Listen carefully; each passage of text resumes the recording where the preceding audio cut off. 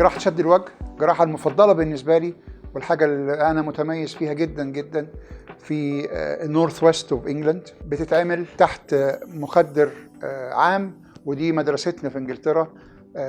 الامريكان بيعملوها تحت مخدر موضعي، برضو مش غلط، ولكن دي مدارس مختلفة. It's all about the patient safety.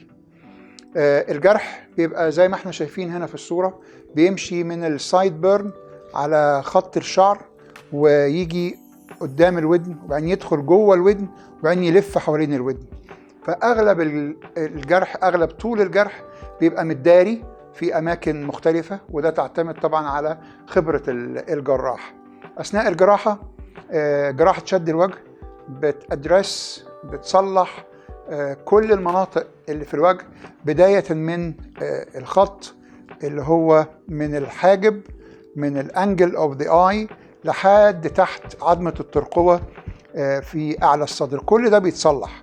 الحاجات اللي ما بتتصلحش في جراحة شد الوجه: الحواجب اللي فوق الحاجب، ومنطقة الفم، ولا طبعا منطقة الأنف. خياطة الجلد، وده طبعا الحقيقة سر من أسرار المهنة اللي أنا ما عنديش أي مانع إن أنا أشاركه معاكم. خياطة الجلد هي اللي بتدي البيوتي اوف ذا سكار، أحلى سكار، أحلى جرح بيطلع. وده بيعتمد على أنواع الخيوط المستخدمة، وبيعتمد على إحنا حطينا الجرح فين. بعض الخيوط المستخدمة بتتفك في خلال 5 ل 7 أيام بعد الجراحة. 90% من الحالات بتتعمل as a day case. عندنا في انجلترا بنعملها as a day case، ان المريضة بتيجي الصبح وبتروح بعد في اخر اليوم بعد الاطمئنان عليها. بعض الحالات القليلة اللي بنضطر نخليها تقعد في المستشفى يوم بالكتير. انا ما بستخدمش اي انواع من انواع الدرانق، اللي هي الانابيب اللي بتصرف الفلويدز من البادي بعد الجراحة. ما بستخدمهاش الحقيقة خالص. أنا من المدرسة دي. الأمريكان برضو بيستخدموها، ولكن إحنا عندنا في إنجلترا ما بنستخدمهاش. التعافي بعد شد الوجه الحقيقة very straightforward. يعني بالنسبة طبعا الأكل والشرب بيبقى على طول بعد ساعات من بعد الجراحة. بيبقى فيه طبعا بعض البروزنج، بعض الكدمات في الجلد.